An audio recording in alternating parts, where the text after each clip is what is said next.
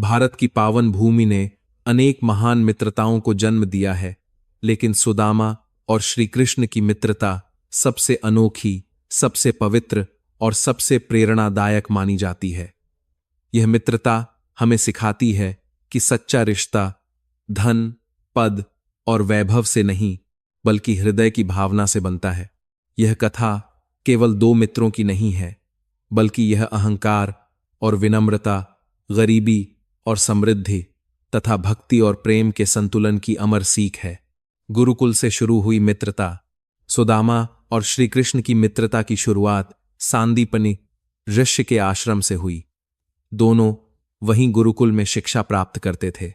कृष्ण यदुवंशी राजकुमार थे और सुदामा एक निर्धन ब्राह्मण का पुत्र। लेकिन गुरुकुल में कोई ऊंच नीच नहीं होती। दोनों साथ पढ़ते, साथ खेलते, साथ सेवा करते और गुरु की आज्ञा का पालन करते थे। कृष्ण की चंचलता और सुदामा की सरलता दोनों का सुंदर मेल था। एक प्रसिद्ध घटना है, जब गुरु माता ने दोनों को जंगल से लकड़ी लाने भेजा। रास्ते में भयंकर वर्षा और तूफान आ गया। दोनों पूरी रात पेड़ से चिपककर खड़े रहे, एक दूसरे का हाथ थामे। यह घटना बताती है कि सच्चा मित्र वही होता है जो संकट में साथ खड़ा रहे। जीवन की अलग अलग राहें। गुरुकुल शिक्षा समाप्त होने के बाद दोनों की राहें अलग हो गईं। श्री कृष्ण द्वारका के राजा बने। असीम वैभव, महल, सेनाएं और सम्मान उनके पास था। वहीं सुदामा अत्यंत गरीब जीवन जीने लगे। उनके पास पहनने को वस्त्र तक नहीं थे, घर टूटा हुआ था और पत्नी, बच्चे भूख से परेशान रहते थे। लेकिन सुदामा के मन में कभी ईर्ष्या नहीं आई। वे रोज भगवान श्री कृष्ण का स्मरण करते और संतोष में जीवन बिताते। यहां हमें सीख मिलती है कि सच्ची मित्रता तुलना नहीं करती। पत्नी का आग्रह। एक दिन सुदामा की पत्नी ने कहा, स्वामी, आपके मित्र तो स्वयं द्वारकाधीश श्री कृष्ण हैं। एक बार उनसे मिल आइए, शायद हमारे बच्चों की भूख मिट जाए। सुदामा संकोच में पड़ गए। वे बोले, मैं उनसे कुछ मांगने कैसे जाऊं? हमारी मित्रता मांगने की नहीं है। लेकिन पत्नी के बार बार आग्रह पर वे मान गए। पत्नी ने घर में जो सबसे मूल्यवान वस्तु थी, थोड़े से चावल, उसी को कपड़े में बांध दिया। द्वारका की यात्रा। सुदामा नंगे पांव द्वारका पहुंचे। महलों की चमक देखकर वे और भी संकोच में आ गए। क्या मैं इतने वैभव में अपने मित्र से मिल सकता हूं? यही सोचते रहे।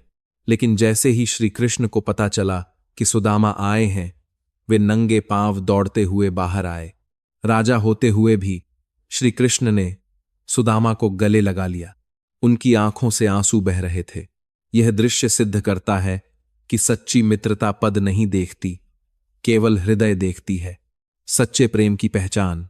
श्री कृष्ण ने सुदामा को अपने सिंहासन पर बिठाया, स्वयं उनके चरण धोए। यह देखकर सब दरबारी आश्चर्य में पड़ गए। कृष्ण बोले, मित्र, क्या लाए हो मेरे लिए? सुदामा झिझकते हुए चावल की पोटली छिपाने लगे, लेकिन कृष्ण ने प्रेम से छीन ली और बोले, मेरे मित्र का उपहार मेरे लिए अमृत के समान है। उन्होंने एक एक मुट्ठी चावल खाए।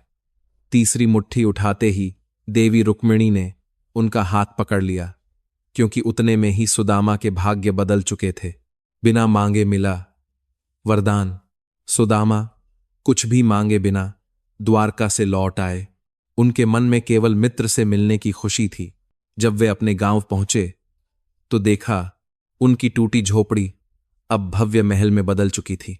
पत्नी रेशमी वस्त्रों में थी, बच्चे प्रसन्न थे। सुदामा की आंखों से आंसू बह निकले। उन्होंने समझ लिया, जो बिना मांगे देता है वही सच्चा मित्र होता है। मित्रता की सबसे बड़ी सीख। इस कथा से हमें कई अमूल्य सीख मिलती हैं। सच्ची मित्रता कभी बदलती नहीं। धन और पद मित्रता को छोटा नहीं बनाते। अहंकार रिश्तों को नष्ट करता है। प्रेम और सम्मान सबसे बड़ा धन है। जो बिना मांगे देता है वही भगवान है।